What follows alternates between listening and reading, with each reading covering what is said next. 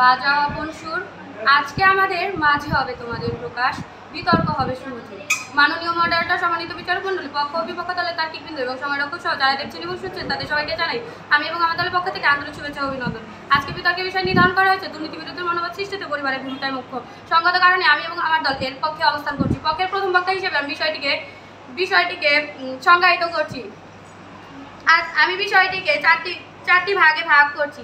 প্রথমত দুর্নীতি, দ্বিতীয়ত মনোভাব, তৃতীয়ত পরিবার এবং চতুর্থত মুখ্য। প্রথমত দুর্নীতি হলো নীতির বিরুদ্ধে যে সকল কাজ করা হয় সেগুলোকে দুর্নীতি বলা হয়। দ্বিতীয়ত মনোভাব, মনোভাব অর্থ হলো মনে সম্পূর্ণ ভাব বা মনের দৃষ্টিভঙ্গি। এবং তৃতীয়ত পরিবার হলো সন্তান জন্মদান ও লালন পালনের জন্য সংগঠিত একটি ক্ষুদ্র বর্গ।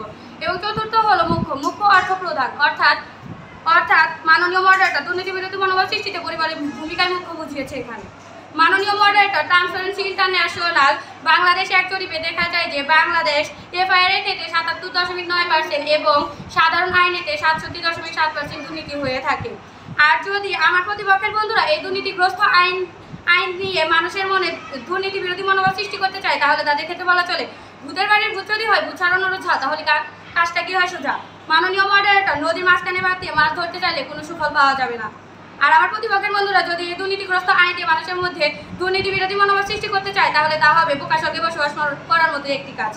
মাননীয় মডারেটর দুর্নীতি বিরোধী মনোভাব সৃষ্টিতে পরিবারকে মুখ্য মনে না করা এবং নদীর মাঝখানে বাদ দেয় একই কথা।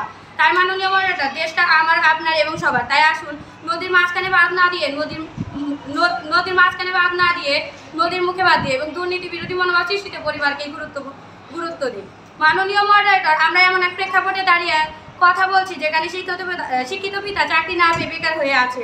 আর এই চরম বাস্তবতা আমাদের কারো কাম্য নয়। তাই বিপক্ষের বন্ধুরা কিভাবে বলেন দুর্নীতি বিরোধী মনোভাব সৃষ্টিতে পরিবারের ভূমিকা মুখ্য নয়। আর এমন এক প্রেক্ষাপটে দাঁড়িয়ে আমার বিপক্ষের বন্ধুরা যে পরিবারকে বাদ দিয়ে কিভাবে মানুষের মধ্যে দুর্নীতি বিরোধী মনোভাব সৃষ্টি করা যায় সেটা নিয়ে বিতর্ক করতে আসছে, সেটা আমার বোধগম্য হচ্ছে না। তাই প্রতিপক্ষের বন্ধুরা আর তর্ক না করে আমাদের সঙ্গে কণ্ঠে কণ্ঠ মিলিয়ে বলুন দুর্নীতি বিরোধী মনোভাব সৃষ্টিতে পরিবারের ভূমিকা মুখ্য। ধন্যবাদ মাননীয় মডারেটর।